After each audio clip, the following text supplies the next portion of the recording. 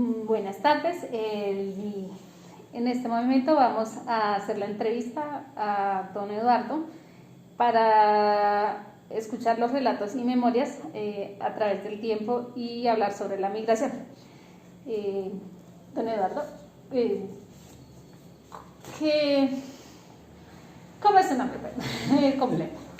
Gracias, mi nombre es Luis Eduardo Mariño Ochoa, soy abogado de la Universidad Libre, especializado en la Universidad Nacional, fui juez y fiscal y ahora soy pensionado. Bueno, don Eduardo, ¿qué nos puede comentar su merced sobre la migración o, mejor dicho, de cuál región del país proviene usted y su familia?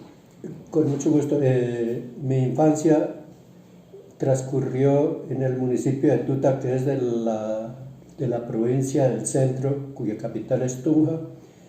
Después, por razones de trabajo, en el año 1958 me trasladé a Tutasá, perteneciente a la provincia de Tundama, y allí me casé, tuvimos 5 hijos, y por razones de que ellos ingresaran a estudiar al Instituto Industrial, nos vinimos para Garagoa, capital de la provincia de Neira, en el año de 1978. ¿Qué costumbres aprendió o conserva de sus padres o abuelos? Las principales costumbres fueron el respeto a las personas superiores en edad, dignidad y gobierno, como lo enseñaba la universidad, la urbanidad de ese tiempo, y asistir a las misas los domingos. Nos llevaban del colegio, de la escuela, formados en orden, y eso principalmente. ¿Conserva algún recuerdo importante de su infancia? Sí, conservo el recuerdo de la celebración de los aguinaldos, que nosotros asistíamos a la novena, se hacía alrededor de la plaza cantando villancicos, y eso me gustaba mucho. ¿Cuáles eran sus juegos favoritos? En ese tiempo jugábamos al trompo, a la rueda y al aro, y después, ya en una época de más alta, el balompié y el baloncesto. ¿Recuerda alguna anécdota, historia o cuento que le contaban sus padres o abuelos? Anécdota, recuerdo del miedo que nos infuntían nuestros padres en la época de niños del coco.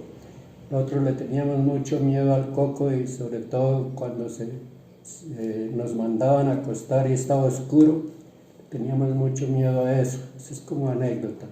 Historias. Hay una historia de que los antiguos, por allá en la época de 1930, acostumbraban a ir a todas las fiestas de la Virgen, a la Virgen de Chiquinquirá el 9 de julio, a la Virgen de Monguí, patrona de Boyacá, a la Virgen de Morcá, ahí pegado a Sogamoso, y a la Virgen de Tutasá del Rosario, que es la Virgen de la Libertad.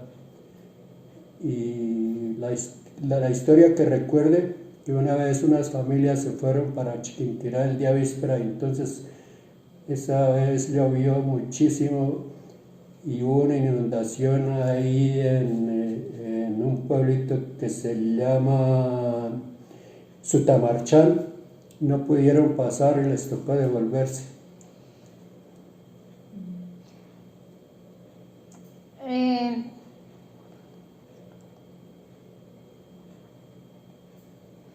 En la vida política, ¿recuerda acontecimientos políticos que afectaron a su familia o conocidos?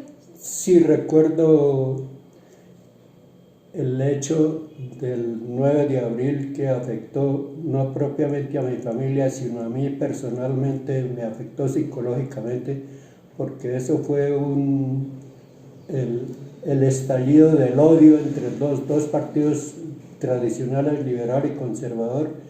Entonces agudizó el odio hacia el partido político contrario, pero eso lo pude superar después, ya leyendo la historia verdadera de todo el país, de la pelea, hacían masacres unos y otros. En las expresiones culturales, ¿cuáles eran la música o bailes más relevantes de su lugar de origen? A mí me gustaba y me ha gustado siempre la música religiosa, misas y los cantos religiosos, y también la música colombiana, bambucos, pasillos, guabinas y vals colombianos. Y los bailes, sí, en ese tiempo el bambuco, el torbellino y los pasillos eran los que más se utilizaban en ese tiempo. Bueno, muchísimas gracias, don Eduardo. Mi nombre es Ana Milena Gamba Vallejo, del curso de Antropología de Estudio de Administración de Empresas en el SEAD Garagua, Boyacá.